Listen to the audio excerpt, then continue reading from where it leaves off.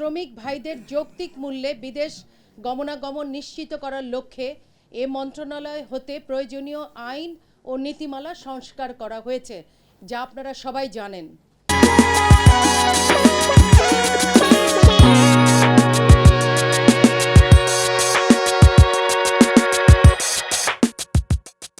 তবে সম্প্রতি বিভিন্ন গণমাধ্যমে এভিয়েশন খাত সংশ্লিষ্ট সংস্কার কার্যক্রমকে ভুলভাবে উপস্থাপন করা হয়েছে মর্মে প্রতীয়মান হচ্ছে, যা সুস্পষ্ট করা প্রয়োজন অনুভূত হওয়ায় আজকের এই প্রেস ব্রিফিংয়ের আয়োজন করা হয়েছে। বিমান বোর্ডের চেয়ারম্যান সংক্রান্ত যে রিপোর্টটি করা হয়েছে সম্প্রতি, সে বিষয়ে আমাদের মন্ত্রণালয়ের জবাবটা আপনাদেরকে একটু শোনার জন্য আমি অনুরোধ জানাচ্ছি।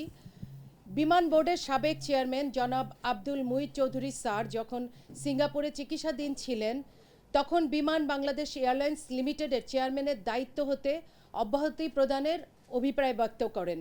সে প্রেক্ষাপটে তাকে অব্যাহতি প্রদান করে বাংলাদেশ বিমান রহিত বাংলাদেশ বিমান অর্ডার 1972 পুনর্বহাল এবং সংশোধন আইন 2023 অনুযায়ী মাননীয় প্রধান উপদেষ্টার সানুগ্রহ অনুমোদন ক্রমে এ মন্ত্রণালয়ের মাননীয় উপদেষ্টা জনাব শেখ বশিরউদ্দিনকে উপদেষ্টা হিসেবে দায়িত্ব পালনের পাশাপাশি যুগপৎভাবে চেয়ারম্যান পদের দায়িত্ব প্রদান করা হয়। ইতিপূর্বেও বিমান বাংলাদেশ এয়ারলাইন্স লিমিটেডের চেয়ারম্যান পদে এ মন্ত্রণালয়ের দায়িত্বপ্রাপ্ত মন্ত্রীগণ কর্তৃক যুগপৎভাবে দায়িত্ব পালনের একাধিক নজির রয়েছেন। এভিয়েশন খাতের উন্নয়নে গৃহীত কার্যক্রমসমূহ: 1 জানুয়ারি 2026 তারিখে এয়ার টিকেটের সিন্ডিকেট, টিকিট ব্লকিং রোধকল্পে বেসামরিক বিমান চলাচল সংশোধন অধ্যাদেশ 2026 এবং ট্রাভেল এজেন্সি নিবন্ধন ও নিয়ন্ত্রণ সংশোধন অধ্যাদেশ 2026 জারি করা হয়, যা আপনারা দেখেছেন ইতোমধ্যে গেজেট হয়ে গেছে। এর ফলে এয়ার টিকেটের ডিস্ট্রিবিউশন চ্যানেলগুলোকে লাইসেন্সিং ও জবাবদিহিতার আওতায় আনা হয়েছে। টিকিট বিতরণ ব্যবস্থায় কার্যকর নজরদারি কাঠামো প্রবর্তন করায় টিকিটের মূল্যের নিম্নমুখী প্রবণতা দৃশ্যমান হয়েছে। উদাহরণস্বরূপ, গত বছর ফেব্রুয়ারি মাসে ঢাকা জেদ্দা রুটে টিকিটের মূল্য ছিল যেখানে 1,05,000 টাকা মূল্যে বিক্রয় হয়েছিল, এবছর 53 থেকে 60,000 টাকায় টিকিট একই রুটে টিকিট পাওয়া যাচ্ছে। এছাড়া এই মৌসুমে হজ যাত্রীদের টিকিট পূর্বের মৌসুমের তুলনায় 54,000 টাকা হ্রাস করা সম্ভব হয়েছে। এ পর্যন্ত হজ মৌসুমে আপনারা একটু এই বিষয়ে আপনাদের সকলের মনোযোগ আকর্ষণ করছি। এ পর্যন্ত হজ মৌসুমে বিশেষ হজ ফ্লাইটের মাধ্যমে হজ যাত্রীদের পরিবহন করা হতো, যেটাকে বলা হতো চার্টার ফ্লাইট, যেখানে কোনো সাধারণ প্যাসেঞ্জারকে নেওয়া যাওয়ার কোনো প্রভিশন ছিল না, অনুমতি ছিল না। ফিরতি পথে এই ফ্লাইটগুলি খালি আসতো।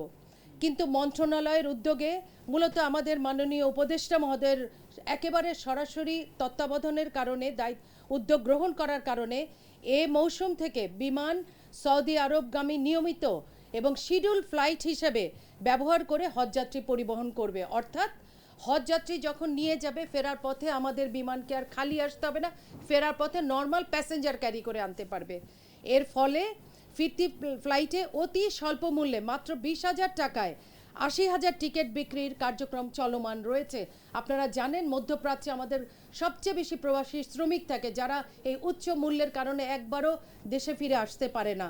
তারা এই পুরো হজ মৌসুমে আমরা 80,000 টাকা মাত্র 20,000 টাকায় করে তারা ফিরে 80,000 টিকিট বিক্রি করা হবে মাত্র 20,000 টাকা করে, যে ক্ষেত্রে একটা সুযোগ তৈরি হবে। আমাদের সামনে পবিত্র দুটো আমাদের ঈদ আছে, ঈদের সময়ে তখন আমাদের ঈদুল আজহা থাকবেন, সেই আজহার সময় আমাদের এই সৌদি প্রবাসী ভাই বোনেরা তাদের পরিবারের সাথে এই 20,000 টাকা মূল্যের টিকিটে ফিরে এসে মিলিত হওয়ার একটা সুযোগ তৈরি হয়েছে। লিজ নীতিমালা: বেসামরিক বিমান চলাচল কর্তৃপক্ষের ল্যান্ডসাইড ও এয়ারসাইডের স্থাবর সম্পত্তি ইজারা দেওয়ার জন্য এযাবৎ অনুসৃত নীতিমালায় বিভিন্ন অসঙ্গতি থাকায় বেসামরিক বিমান চলাচল আইন 2017 অধীনে একটি পূর্ণাঙ্গ বিধিমালা তৈরির উদ্যোগ গ্রহণ করা হয়েছে।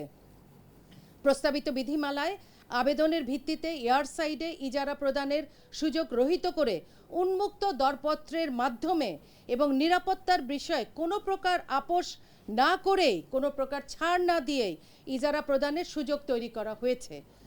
এছাড়া ইজারার শর্ত প্রতিপালন হচ্ছে কিনা তা দেখভাল করার জন্য মনিটরিং টিম গঠনেরও প্রস্তাব করা হয়েছে এই প্রস্তাবিত বিধিমালায়। বেবি চকের চেয়ারম্যান এবং সদস্যদের যে কয়টা কমিটি করার প্রস্তাব করা হয়েছে, প্রতিটি কমিটিতে হয় বেবি চকের চেয়ারম্যান অথবা বেবি চকের যে কোনো একজন মেম্বার প্রধান থাকবে। সেক্ষেত্রে উক্ত কমিটিসমূহ আমরা এভাবেই প্রস্তাব করেছি, অর্থাৎ এ সকল কাজ সম্পাদনের জন্য চেয়ারম্যান বেবি চককেই ক্ষমতায়িত করা হয়েছে পূর্বের ন্যায়। যদিও বিভিন্ন পত্রপত্রিকায় এটা ভুলভাবে ব্যাখ্যা দেওয়া হচ্ছে যে ইজারা প্রদানের ক্ষমতা মন্ত্রণালয় কেন্দ্রীভূত করা হয়েছে, যা আদৌ সত্য নয়। প্রিয় সংবাদ কর্মী ভাই ও বোনেরা, বোয়িং ক্রয় নিয়ে সকলের মধ্যে একটি বর্তমানে যে একটা আপনাদের মধ্যে আমাদের বিভিন্ন পত্রপত্রিকায় দেখছি, সে বিষয়ে মন্ত্রণালয়ের ব্যাখ্যাটা নিম্নরূপ। বর্তমানে বিমান বাংলাদেশ এয়ারলাইন্সে মাত্র 19টি উড়োজাহাজ দিয়ে আমাদের টোটাল সমগ্র ডেস্টিনেশনে মাত্র 19টি উড়োজাহাজ দিয়ে ফ্লাইট পরিচালনা করা হচ্ছে। আগামী 2030 সালের মধ্যে 4টি, তন্মধ্যে 2টি -8 এবং 2টি বোয়িং 737 উড়োজাহাজ অবসরে যাবে। সে কারণে বিমানবহরে নতুন উড়োজাহাজ সংযোজন করা না হলে বিদ্যমান রুটগুলোতে সুষ্ঠুভাবে ফ্লাইট পরিচালনা যেমন ব্যাহত হবে, তেমনি নতুন রুটে ফ্লাইট পরিচালনাও সম্ভব হবে না। এছাড়া যুক্তরাষ্ট্র কর্তৃক সম্প্রতি আরোপিত যে 37% রেসিপ্রোকাল ট্যারিফ, এর ফলে সৃষ্ট বাণিজ্যিক অনিশ্চয়তা নিরসন কল্পে সরকার $6 বিলিয়ন বাণিজ্য ঘাটতি হ্রাসের উদ্দেশ্যে অন্যান্য আমদানি উদারীকরণের সাথে 25টি বোয়িং উড়োজাহাজ ক্রয়ের প্রস্তাব করা হয়েছে। $8 বিলিয়ন রপ্তানির সাথে সরাসরি আমাদের 5 থেকে 7 লক্ষ জনবলের কর্মসংস্থান জড়িত রয়েছে। উল্লেখ্য যে ইতিমধ্যে আমাদের অন্যান্য প্রতিবেশী দেশসমূহ শত শত বোয়িং ক্রয়ের চুক্তি সম্পাদন করেছে। এ বাস্তবতায় বিমান বাংলাদেশ এয়ারলাইন্স নেটওয়ার্ক ও বহর সম্প্রসারণের জন্য একটি দীর্ঘমেয়াদী পরিকল্পনা অনুমোদন করে। এর ধারাবাহিকতায় উড়োজাহাজ ক্রয়ের জন্য বিমান বাংলাদেশ এয়ারলাইন্স বোয়িং ও এয়ারবাসের নিকট হতে প্রস্তাব গ্রহণ ও পর্যালোচনা কার্যক্রম শুরু করে 2024 সাল থেকে। উভয় কোম্পানির নিকট হতে প্রাপ্ত প্রস্তাবের ভিত্তিতে টেকনো ফিনান্সিয়াল অ্যানালাইসিস সম্পন্ন হয়েছে। বর্তমানে বোয়িংয়ের সাথে নেগোসিয়েশনের কার্যক্রম চলমান রয়েছে।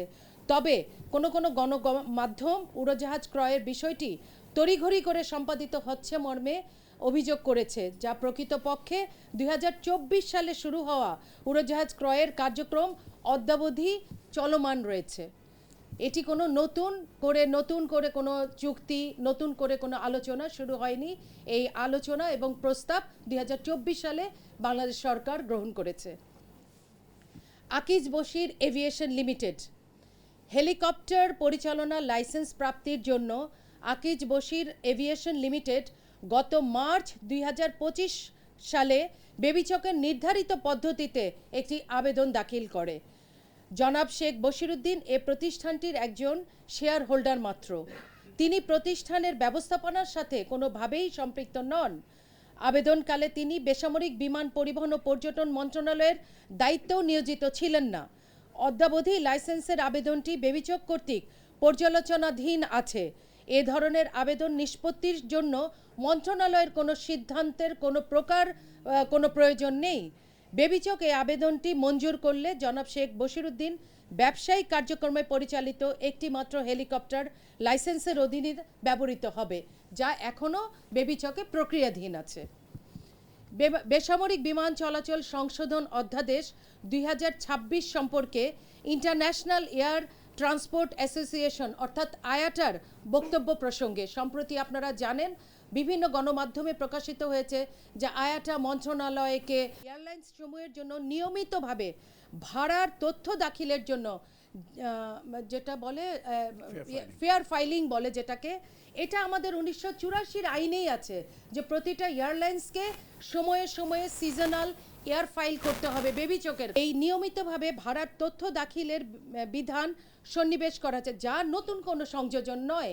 সেই 1984 কার 84-এ যা বলা হচ্ছে সেইটাকেই 84 আমাদের যে 2026-এ যেই অধ্যাদেশ তার মধ্যে আবার নতুন করে উল্লেখ করা হয়েছে। এটা ভাবেই কোনো নতুন সংযোজন নয়। এ বিষয়ে আয়াটার আঞ্চলিক কার্যালয় থেকে সরকারের নিকট প্রেরিত একটি পত্রে মন্ত্রণালয় ভাড়া নির্ধারণের পদক্ষেপ গ্রহণ করেছে মর্মে উল্লেখ রয়েছে। প্রকৃতপক্ষে আইন অনুযায়ী বেবিচক কারসাজির মাধ্যমে কৃত্রিমভাবে টিকিটের মূল্য বৃদ্ধি হলে, একচেটিয়া কারবারের মতো কোনো পরিস্থিতি সৃষ্টি হলে সংশ্লিষ্ট অংশীজনদের সাথে আলোচনা ক্রমে ভাড়া নির্ধারণের নির্দেশনা প্রদান করবে মর্মে ওখানে আইনে উল্লেখ রয়েছে। এটা কোনোভাবেই ভাড়া নির্ধারণ করবে নয়। এ বিষয়ে ইতোমধ্যে আমরা আয়াটার সদর দপ্তরে হেডকোয়ার্টারে আমরা আমাদের জবাব পাঠিয়ে দিয়েছি।